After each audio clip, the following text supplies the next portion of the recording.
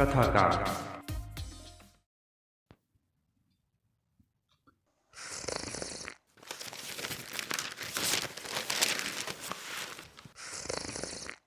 चाय की गर्म चुस्कियों के बीच विक्रम ने अखबार के पन्ने पलटना शुरू ही किया था कि किचन से आवाज आई। अजी सुनते हो? खबरों और चाय की चुस्कियों के बीच ये आवाज दफन होती उससे पहले ही शालिनी ने फिर से एक आवाज लगाई। अजी सुनते हो कि नहीं? हड़बड़ाते हुए विक्रम ने उत्तर दिया, हाँ हाँ सुन रहा हूं। फिर आवाज को जरा धीमे करते हुए बुदबुदाने लगा, पूरे हफ्ते बॉस की सुनो और इतवार को इनकी। हाँ अब कहने ही लगा था कि शालिनी एक हाथ में बेलन और दूसरे में आटे की लोई लिए खड़ी थी। विक्रम एकदम से सकपकाया, लगा जैसे आज कोई बम फटने ही वाला है। सुनो, जरा आइस क्यूब जमने के लिए रख दो। Ice cube? विक्रम ने जब सवालिया अंदाज में पूछा तो शालिनी ने भौहें ऊंची करते हुए कहा, भूल गए? कुछ याद ही नहीं रहता। हमारी शादी हुई है ये तो याद है ना, या वो भी भूल गए हो? फिर भागती सांसों पर ब्रेक लगाते हुए कहने लगी, कहा था ना दिल्ली वाले मामा जी आ रहे हैं विद फैमिली, भूल गए? अरे हाँ तुमने कहा तो था, और मैं कैसे भूल सकता हूं। हमारी शादी को 3 साल हो चुके हैं और वो पहली दफा हमारे यहां पधारेंगे, सब याद है। आइस क्यूब अभी लो? विक्रम ने मुस्कुराते हुए कहा। शालिनी के पीछे पीछे जब विक्रम किचन की तरफ चलने लगा तो शालिनी ने सवाल किया, कहाँ चले? बर्तन, कोई कटोरी या ऐसा ही कुछ दो जिसमें आइस जमा दूं। अरे नहीं नहीं, कटोरी में नहीं, तुम ट्रे में जमाओ। कटोरी की आइस तोड़ के देने में वो बात नहीं आती। तुम समझ रहे हो ना, क्या ही सोचेंगे कि आइस ट्रे भी नहीं है इनके यहाँ। पर आइस ट्रे वो तो फ्रीजर में है ना। हाँ कैसे होगी बताओ, पिछले महीने टूट जो गई थी, शालिनी ने याद दिलाया।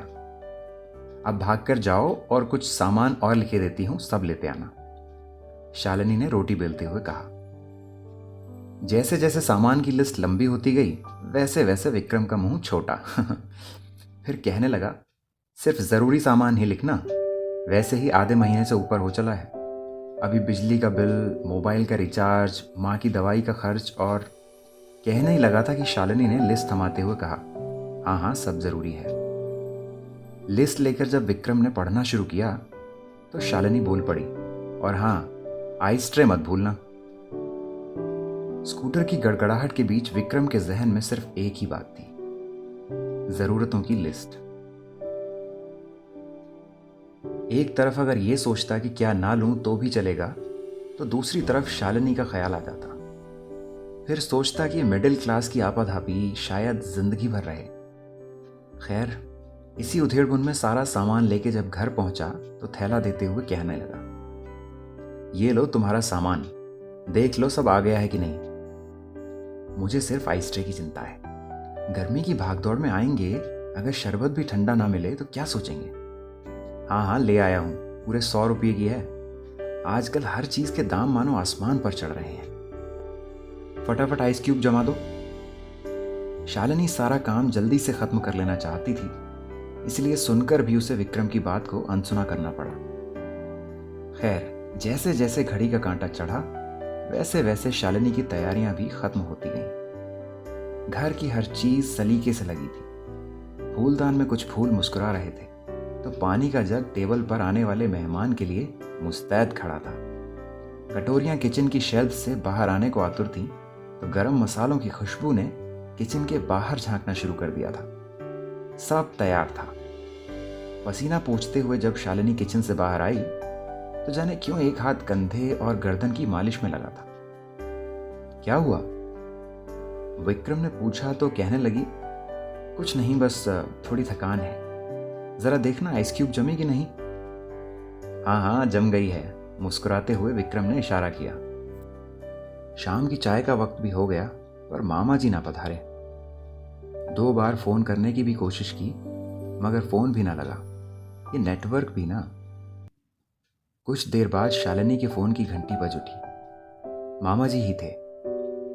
हाँ ना में कुछ बातें हुई और फिर फोन रखते हुए शालिनी ने कंधे को हल्के हल्के सहलाते हुए कहा, मामा जी नहीं आ पाएंगे, उन्हें कुछ जरूरी काम आ गया है।